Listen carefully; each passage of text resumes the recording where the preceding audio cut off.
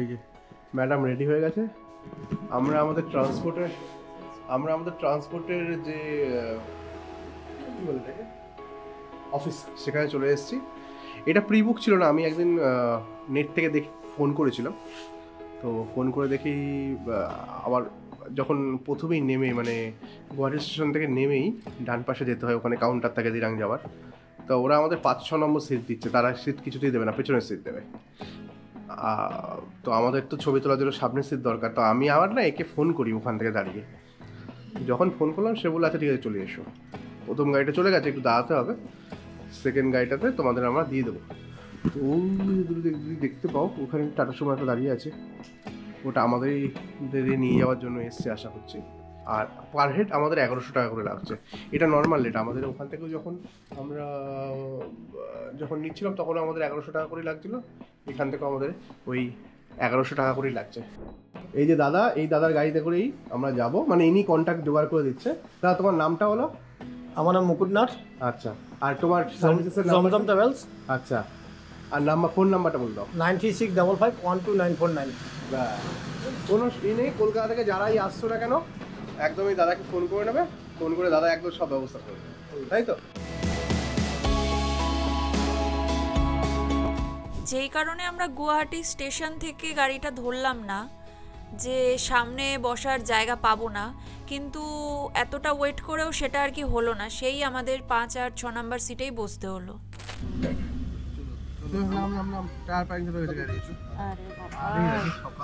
আজকে একের পর কিভাবে ওকে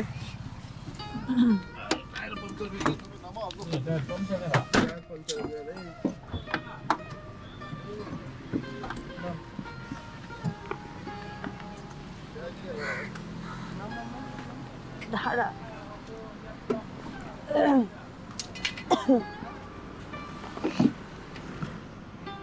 নামুন স্যার।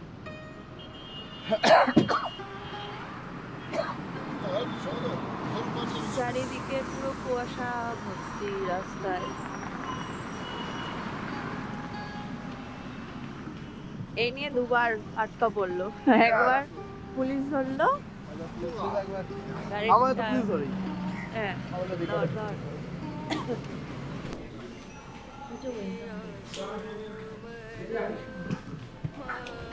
তো আমরা রওনা দেওয়ার পর এখন গাড়ি দাঁড়িয়ে তেল ভরতে, আর আমরা দাঁড়িয়েছি আমাদের তেল ভরতে। অর্ডার দিয়েছি ধোসা আর চায়ের। চা তো খাওয়া হচ্ছে, মিষ্টি মিষ্টি চা। চা অর্ডার দেওয়া হবে, চা জলটা নিজেরাই তো তারপরে ধোসা আসতে দেখা যাক। সাইজ ধোসা। চলো শুরু করি। এটা দেখে কিছু মনে পড়ছে? হ্যাঁ। কি মনে পড়ছে? मोर ग्राम ना भैया, ये जगह का नाम क्या है? ये अभी जैसे NRL बोलते हैं, लेकिन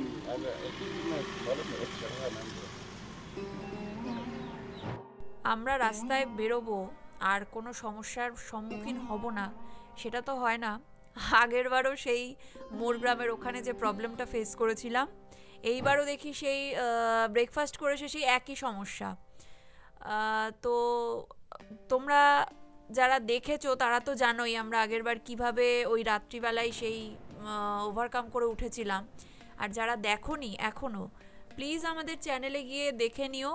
আমাদের দার্জিলিংয়ের যে নর্থ বেঙ্গলের যে ভ্লগের সিরিজগুলো আছে ওখানে গিয়ে, তাহলে তোমরা বুঝতে পারবে। এই সব করে আমরা আইএলপিটা দেখানো হয়ে গেছে, আমরা ঢুকে গেছি অরুণাচলের ভেতরেই। এখানে খুব সুন্দর একটা পিকনিক স্পট রাস্তার পাশেই ছিল। তো যেহেতু আমাদের শেয়ার্ড গাড়ি ছিল, আমরা সেখানে নেমে আলাদাভাবে যে দেখবো সেগুলো আর করা হয়নি। এই সময়গুলোতে না আমরা নিজেদের বাইকটাকে ভীষণভাবে মিস করেছি। বাইক থাকলে কি হয়, একটা স্বাধীনতা থাকে নিজের, কোথায় দাঁড়াবো, কোথায় গিয়ে দেখবো, হ্যাঁ কোথায় ফটো তুলবো। কিন্তু যেহেতু শেয়ার গাড়ি ছিল তো সেরকম কোনো স্কোপ আমরা পাইনি। আমরা আগেই আইএলপি দেখিয়ে অরুণাচলে ঢুকে গিয়েছি, কিন্তু আইএলপি দেখানোর মুহূর্তটা তোমাদের সাথে শেয়ার করা হলো না, যেহেতু রেকর্ড করা হয়নি সেই সময়টা। তাহলে আমরা এন্ট্রি দিয়ে নিলাম অরুণাচলে, আইএলপি দেখিয়ে অরুণাচলে এন্ট্রি কমপ্লিট হয়ে গেল আমাদের। কেমন লাগছে? ভালো লাগছে। হ্যাঁ হ্যাঁ হ্যাঁ, লাদাখ ভাইব পাচ্ছি। আচ্ছা। এই পাহাড়ে আসলেই না আমার এই অ্যালার্জিক একটা ব্যাপার হয়, সর্দি কাশি প্রচণ্ড রকমের হয়ে যায়। তারপরে যেমনি ওপর থেকে নামি যেদিন, সেদিন ম্যাজিকের মতো ব্যাপারটা সেরে যায়। এখান থেকে এই যে পাহাড়টা দেখে আমাদের লাদাখের কথা মনে পড়ে যাচ্ছিল। কিছুটা মিল আছে লাদাখের সাথে এই জায়গাগুলোতে, যদিও অরুণাচল অনেক বেশি সবুজ। অরুণাচলের গাছপালা এত উঁচু হলেও আর কি গাছপালা প্রচুর আছে। এটা হচ্ছে লাদাখের সাথে এর সবথেকে বড় পার্থক্য। কিন্তু কিছু কিছু জায়গা আমাদের দেখে সেই একটা লাদাখের যে ফিল, সেটা আমরা পাচ্ছিলাম। এই করতে করতে আমরা অনেকটা পথ চলে এসেছি। রাত্রিবেলা যে ঘুম হয়নি, সকালের যে এত ক্লান্তি, কিন্তু এই যে ভিউ, এই রাস্তা দিয়ে যে আমরা যাচ্ছি এত সুন্দর, আর আকাশের যে কত রকমের রং হয় না, এগুলো দেখতে দেখতে সেই ক্লান্তিগুলো মনেই হচ্ছিল না কিছু। চলতে চলতে দুপুর হয়ে গেল, আর গাড়ির মধ্যে থেকে এই পাহাড়ের রাস্তা যে কীভাবে কখন সময়কে খেয়ে নেয় কিছুই বোঝা যায় না। তো মাঝে মধ্যে এরকম অফরোড রাস্তা তো চলছিলই, কারণ পাহাড়ে জানোই তোমরা যে এরকম মাঝে মধ্যে ল্যান্ডস্লাইড হয়। তো এই ভাঙা রাস্তা দিয়ে চলতে চলতে আমরা গিয়ে মুখোমুখি হলাম একদম চোখের সামনে দেখা ল্যান্ডস্লাইডে। পাথর যখন ওপর থেকে নিচে নেমে আসে না, তার আওয়াজ কিন্তু প্রচণ্ড হয়। তো আমাদের আর এখানে যে তখন রেকর্ডিং করবো না কিছু বলবো, আমরা জাস্ট হয়ে দেখছিলাম যে এই প্রকৃতির অপার সৌন্দর্য আর তার বিভৎস রূপ। যেরকম ভাবে পাথর নেমে আসছে, সেরকম ভাবে ধুলো আবার নিচ থেকে উপরের দিকে উঠছে হাওয়ার বেগে। পাথর আসছে নিচে আর ধুলো উঠছে উপরে, এক অদ্ভুত দৃশ্য।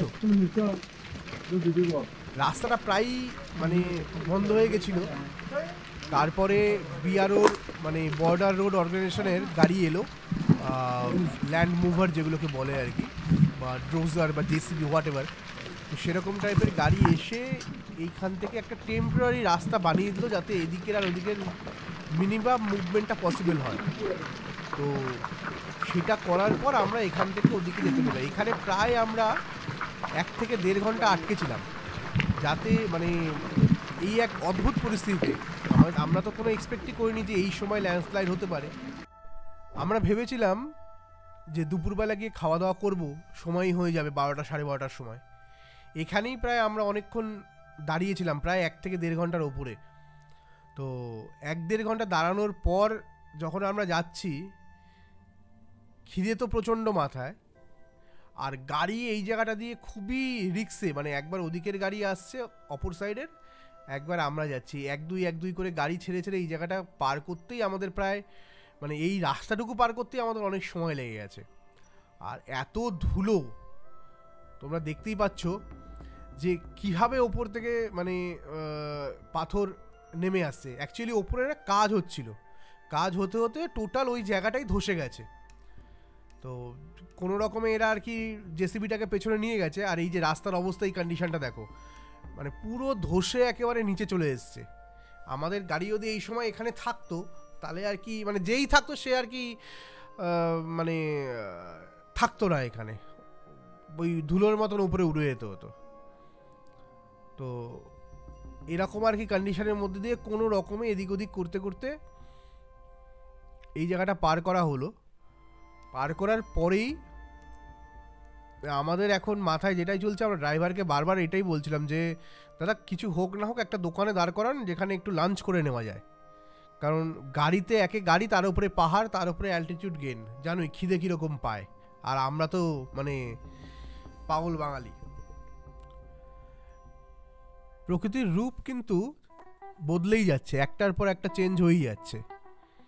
মাথায় খিদে চলছে, তবুও এই সৌন্দর্যকে কিন্তু মানে কোনো রকমভাবেই অস্বীকার করার মতন নয়। আমাদের গাড়ি এগিয়ে চলছে অনেকটাই, মানে যেহেতু আমাদের ওখানে প্রায় 1-1.5 ঘন্টা লেট হয়েছে, তাই গাড়িটাও বলছে যে দাঁড়াও, আমরা সময় মতন গিয়েই দাঁড় করাবো, ভালো হোটেলেই দাঁড় করাবো। আমরা গিয়ে দাঁড়ালাম একটা সুন্দর হোটেলে। এই জলটা কিরকম ঠান্ডা?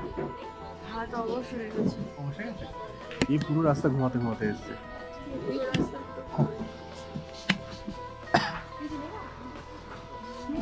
नींबू दे दो, मुझे और एक दे दो नींबू, बस एक मीठा दे, बस शुक्रिया।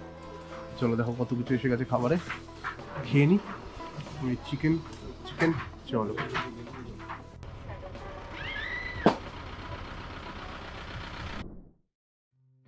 খুব ভালো খাওয়া দাওয়া হলো। খাওয়া দাওয়ার পরে আবার আমরা জার্নি শুরু করলাম। এখন এখান থেকে আমরা যে যাব আজকের যে আমাদের ডেস্টিনেশন দিরাং, বেশ খানিকটা দূর, কিন্তু এই যে অস্ত যাওয়া সূর্যের এই সময়টা এত সুন্দর লাগছিল না চারপাশটা, মানে পরিবেশটা অন্য রকমেরই, খুব সুন্দর। একটু ক্লান্ত লাগছিল, বিশেষ করে পেট ভরে খাওয়ার পরে ক্লান্তি আসছিল, চোখটা একটু লেগেও আসছিল, কিন্তু আবার বাইরের দিকে তাকিয়ে মানে চোখ আর কি বন্ধ করতে ইচ্ছা করছে না, এরকম একটা ব্যাপার।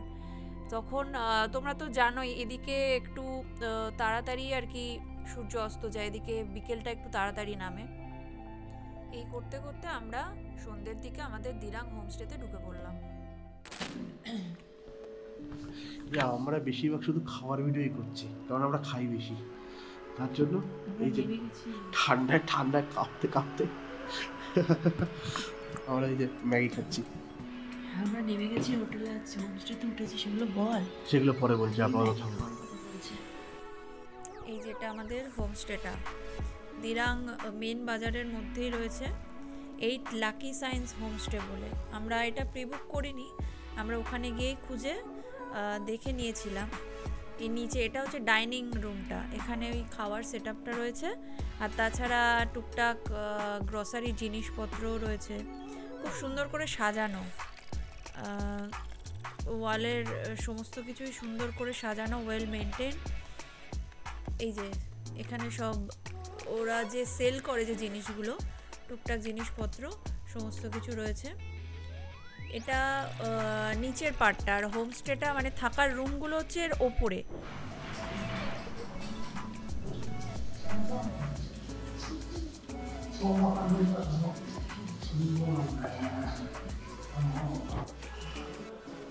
তো আমাদের ডিনার হয়ে গেছে, আমরা ডিনার করেছি জিগস রেস্টুরেন্ট থেকে।